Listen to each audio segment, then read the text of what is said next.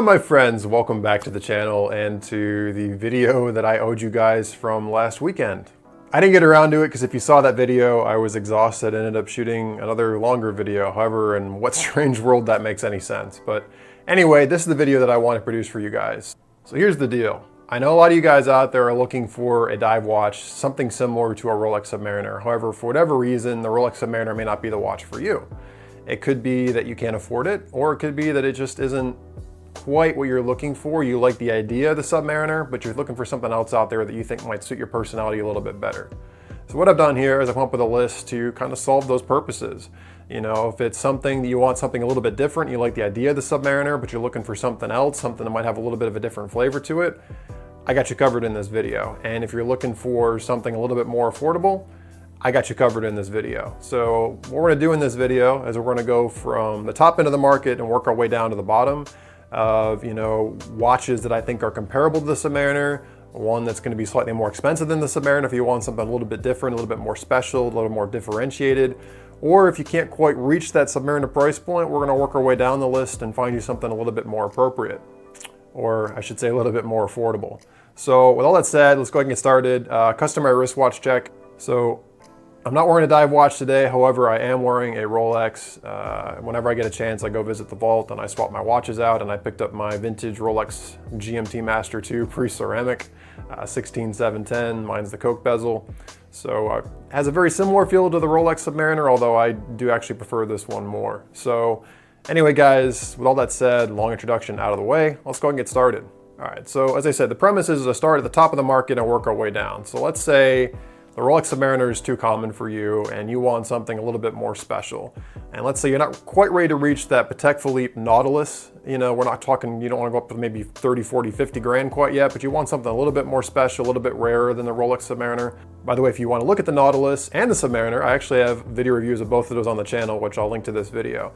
But another watch that I haven't reviewed yet, which is a great choice for you guys, is actually kind of the original dive watch. And what am I talking about here? I'm talking about the Blancpain 50 Fathoms. You know, here is the definitive dive watch. This watch came out about 52, 53, and it was a collaboration between Blancpain and actually the French Navy. A very interesting story.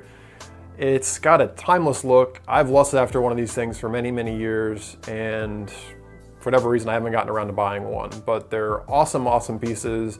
Blancpain is kind of a tier above Rolex in many people's eyes. It's sort of part of that, you know, esteemed class of Patek, Vacheron, Audemars. It's up there. Beautiful handmade watches, great history. The current model that I think is most kind of embodied to the one I'd recommend as a Submariner alternative is the 5015. It has kind of that classic Blancpain style. It has an incredible in-house caliber in it. This in-house caliber they use in this watch has a 120-hour power reserve. That's 5 days. I mean, that's crazy. It's beautiful, it's understated. If you want to have a watch that only a real watch connoisseur is going to notice on your wrist, if you like kind of that stealth wealth, subtle factor, but you love when you meet another watch enthusiast, someone that recognizes it on your wrist, this is the watch to own. You know, this is going to be more subtle than, you know, Patek Philippe Nautilus, and definitely more than the Submariner. This is kind of an in-the-know kind of watch, and you know, I think it's something very special. So these tend to be a little bit more expensive than Submariners. I think typically about 11,000 or so about the time that I'm making this video is what you can expect to pay for one of these guys. But this is, you know, arguably the first dive watch ever. The Submariner came out just after this watch, but this is considered basically the original dive watch, and it's an incredible piece. All right, my next recommendation, this one's gonna be more obvious to you guys, is a Panerai Luminor. I love Panerais, as you guys may know if you follow me on Instagram, which link is below, or you've seen my reviews. I own actually a Radiomir version, PAM 287, that I absolutely love. In this case, I want to talk to you about more of the kind of the iconic, the Luminor version, which has the awesome little crown protector on it. Panerai dive watches go back a long time. Originally, they had the Radiomir with the wired lugs, which is like my watch, but then they got into the crown protector, more common, more attributable to Panerai brand these days, Luminor model, which I think came out in about the 1940s or so. This really is the icon of the brand. You know, like the Submariner, you're gonna get a roughly 1,000 feet depth rating on these watches if you get them properly equipped. They have the coolest, I think, crown guard in the industry. I love the little flip and the winding stem. It's just, to me, it's cool. I love the style of these watches. I know Panerai is very much a love it or hate it. But great watch. You know, you can get these in 40 mil, which is roughly equivalent to the Rolex Submariner, but you can also get them in the more standard size, 45 mil, which would be my recommendation, as the 40 mils actually don't really sell well. But if you're looking for a good deal, the 40 mil actually is probably the better deal. These things come with a variety of movements. The older ones have ETA, or ETA as we would say sometimes, Swiss movements in them from the Swatch group. Newer ones have in-house movements. I think all of them are really great watches. Panerai, the market's deflated a little bit since they were the hottest thing in the world for a while, and you can pick up some decent deals. I think the PAM 24 is probably the most iconic in my mind, the one that I would like to probably the most and recommend the most. So if you're looking for something kind of cool, definitely check out the PAM 24. Check out all the Luminors. The Radiomirs I'd recommend too, but those depth ratings tend to be lower. Mine is actually good to 100, but it's on an alligator strap, and you don't want to go diving with an alligator strap. But definitely would take a look at the Panerai range. So another obvious mention is going to be the Omega portfolio. In particular, we're talking about the SMPs, or the Seamaster Professionals, and we're also going to talk about the Planet Oceans. Reviews of both of these series are actually on my channel. I did a review on my actual personal older Omega Seamaster Professional, the one they actually use in the Bond movies. You'll see it on my Instagram account all the time. I love it to death. This is the one, as I've mentioned in my videos, that Pierce Brosnan used to activate the mines on in GoldenEye. And you know, it's a very iconic look, very similar to the Rolex Submariner in terms of purpose. It has a diver's extension on it. Great kind of classic look to it. And then, you know, when Daniel Craig came in the mix with the Bond movies, you saw the introduction of the Seamaster Planet Ocean. Very different kind of look, still kind of iconic, still Omega dive watch. Great series. These things have the gamut of movements in them. The older ones have modified ETA movements in them, typically based off a 2892 caliber. Over time, they introduced the Omega coaxial system, which also was kind of incorporated in some of these modified ETA movements. And now Omega's doing in-house. And actually, I have videos of the new in-house movements and actually Planet Oceans with the in-house movements in them on my channel. The in-house movements are incredible. I would say they're every bit the equal of a Rolex Submariner movement, if not better in some cases. Awesome watches, and if you like the idea of something like this, but you're not quite a Rolex guy, Omega makes some awesome watches that really serve the purpose. And I'm gonna go ahead and give an honorary mention to another watch that I've owned in this kind of price range bucket area, which is the Breitling Colt. And I'm trying to, by the way, focus this on watches that are all roughly 1,000-ish feet rating. There's plenty of other watches that I could mention. You know, I could talk about a Breitling Super Ocean. I could talk about a Rolex Deep Sea. I could talk about watches that are, you know, crazy high depth ratings, but I'm trying to get as close as we can to Rolex Submariner general alternatives. So I'm gonna talk about the Breitling Colt itself. I owned one, I loved it. Frankly, never should have sold it. If you're looking for a dive watch that's utilitarian, but you like more of kind of a dressy look, you're gonna get these in a high polished case. They have, I think Breitling makes the best bracelets in the industry. You have to experience one to understand what I'm talking about. They're like butter. They're so smooth. They're wonderful. They're beautifully made, and they usually have, again, ETA-based movements in them. So they've been modified for some decoration and better precision, but they're generally easy to service, and they're beautiful watches, and I think they feel wonderful on the wrist. Depending on where you guys live in the world, I know in America, I would say Breitling and Omega are pretty much equal, and I think sometimes Breitling gets a better reputation here than Omega does. I've heard you guys living overseas, especially in the UK, it's actually the reverse of that, and a lot of you guys think Omega is a better brand than Breitling. I love them both, and frankly, I wouldn't really say go more towards the one that you like better. I don't really think there's a tiebreaker between the two of them, but anyway, yeah, the Colt would be my great honorary mention here. All right, here's gonna be my pick of the list, to be honest, and this is a watch I need to do on the channel, and I'm gonna get around to it, and that's gonna be the Tudor Blackbay in particular, the Pelagos. There's some great watches out there, and I actually have a vintage Rolex/Tudor Submariner. It's actually a Tudor Submariner, but it has the old Rolex stamped case on it from the 60s. But the current Tudor Blackbay to me it's near perfect in my mind. I love the vintage case on it. I love the riveted bracelets that come on these things. Depending on when you buy one of these guys, you're gonna either get an ETA movement that's been modified for great serviceability, or now Tudor's actually doing their own in-house movements, which, you know, there's definitely the argument that in-house gets you some extra value there. These watches have that beautiful vintage, like 60s aesthetic, and for the longest time, Tudor was kind of, you know, the step sibling of Rolex. It was the entry level Rolex, but not quite Rolex. And now they've finally done something unique. They're kind of on their own now. They have a distinct personality, and the vintage flair of these watches, I just think is spectacular. I love the Blackbay. I have so many watches now, which is the only reason that's saving me from buying one of these, because it's one other watch that I would definitely have in my collection. And I hope to visit my friends at Menard Watch soon and steal one of theirs to do a review on it, because I really want to share these with you guys. I know they're pretty popular now, and they're popular for a reason. They're awesome watches, and I think if you save a little money and buy one of these instead of a sub, I don't really think you're missing much, to be honest with you. I think it's a great watch. Another great watch out there, which our community happens to love, and there's a reason to love this, is the Oris Aquis. So these watches are incredible bang for buck. You know, they have a really well-built case, great diver's bracelet. Again, you're getting that 1,000-foot-ish diver's rating. If you're actually going to be crazy enough to go swimming in it, you can definitely do it. They tend to have, ETA now, more likely Solita-based movements in them. So again, serviceability is pretty good. They are Swiss-made, they're independent.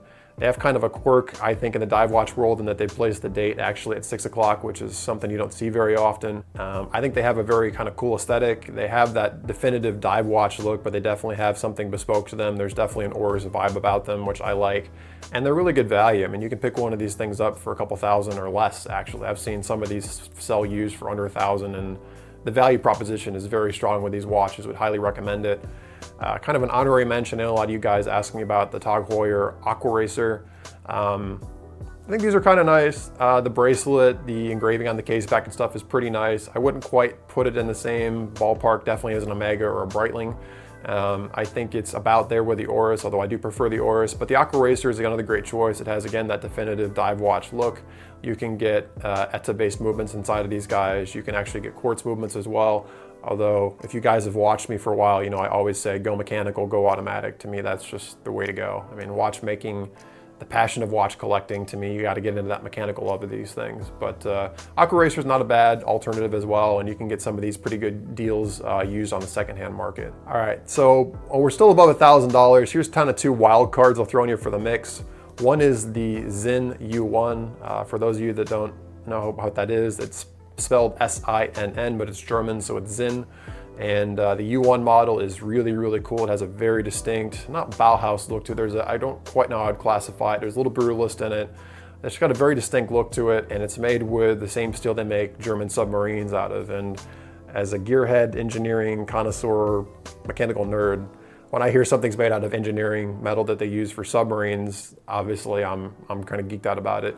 Those are kind of cool. They're kind of niche. They use, again, you know, standard Swiss movements in them, so they're easy to service. They're very kind of bespoke in terms of not everybody's going to have one. And again, it's kind of the watch nerd's watch. Also put in there another watch on the watch nerds list that I've actually reviewed on this channel, which is the Seiko Master. These can be had for about a couple $1,000s or so, roughly similar ballpark to the Sinn U1 and slightly more than Oris Aquis and Heuer Aquaracer. And the Master is, again, beautiful, made in Japan, in-house Seiko movement. It actually uses a detuned Grand Seiko movement in it. Again, if you want something a little bit different, these watches are super cool. They use a monoblock case. There's actually no case back on them. Very interesting, quirky piece, and again, a lot of value too as a great alternative to something a little bit different than what you'll see people out there wearing. All right, so let's say you don't even want to spend over $1,000. What else do you have out there? Well, this is where my real biases are going to start to show, and I'm going to start showing a lot of Seiko love. And so I would definitely recommend the videos on both of these guys. I own both of these guys and wear them all the time. The Seiko Sumo and the Seiko Monster. The Sumo is very much more of a traditional dive watch. I have the blue version of the Blumo. It's got a very definitive dive watch look. It uses an in-house Seiko movement. The current version uses a 6R15, automatic, hand winding, everything done in-house. Diver's bezel, as you'd expect with all the watches actually on my list. And the case, the way they did the case, the polishing, the finishing is beautiful. It's incredible for a well under $1,000 watch. It fits on the wrist lovely. It's got a great case size. It's about 43 mil, and it's very classic, and it's just a lot of value for a made in Japan watch. Kind of the wild card out there, as you guys know, is my favorite Seiko that I own, which is the Seiko Monster. Mechanical wise, very similar to the Sumo, similar depth rating. These guys don't quite hit 1,000 feet. They're more around the 660 range in terms of dive depth, but I'm sure that's more than adequate for you guys watching me. The Monster is definitely more brutalist. It has a very love it or hate it aesthetic about it. I love the aesthetic of it. To me, everything about this watch works. And I have the more coveted version, the older one. the SRP 307J1, which is the made in Japan 2nd generation model, which I like, they're kind of rare. But again, great value for money, great watch. If you want something not quite standard, not generic, but definitely outside looks of a dive watch, the Monster's got something kind of unique and special about it. And those can be had for, I'd say the $400 plus range, although you can occasionally get deals on these guys. And last but not least, let's just say you want to spend a couple $100. Well, you got some great deals here too. There is of course the SKX that I just reviewed on the channel. Iconic Seiko design, bulletproof reliability. They do use an older Seiko movement, the 7S26, which is not hacking or hand winding. But, as an everyday kind of beater watch, especially if you get one on the Jubilee, they have a very distinct kind of vintage feel. They're really cool pieces. I love these things to death. And for a couple $100, I don't think you're gonna get a lot more personality from a watch than you could get from an SKX. I'd also throw the Turtle into this range. The Seiko Turtles are awesome, awesome watches. And if you don't even want to get into a couple $100, then I would definitely recommend you look at G-Shocks, which are absolutely wonderful watches. If you want to talk about a watch you can wear, beat the hell out of, and never have to worry about, G-Shocks are your watches. And you can buy a G-Shock for 30, 40 bucks. Or if you're crazy, you can spend, several $1,000s on a handmade in Japan G-Shock. But there's a lot of value in G-Shocks in the 150 and less range. You get them with stainless steel bracelets, you can get them on rubber straps, you can get them with all sorts of features, you can get them with world time functions, you name it. I think G-Shock, if you have a very limited budget and you're looking for like an actual dive watch, a tool that you can go out in the wilderness with and get lost and just get crazy with, G-Shock is the way to go. And my final honorary mention is going to be the Invicta Pro Diver. I think this is the best value dive watch on the market because you get a 600-ish depth rating and you get Seiko movements in these guys. Typically, you used to get Miyotas, now you get nicer Seikos, the 4R36 version Seikos that actually have been renamed like NH35, but you get a Seiko movement with hacking and hand winding for under $100. You can typically see these things for 80 bucks even. Fantastic value for money. I cannot recommend these things enough. So there you go, guys. This video has gone on for almost 20 minutes now. I don't want this to get crazy, but those are my recommendations. There's a lot of great watches on the market, and if you're not quite sure if you want a Rolex Submariner, you can't quite afford a Rolex Submariner, or you're looking for something a little bit different, but you want that dive watch aesthetic or that kind of classic dive watch feel, I think these are all great choices, and I think if you bought any one of these watches, you'd be more than happy with your purchase.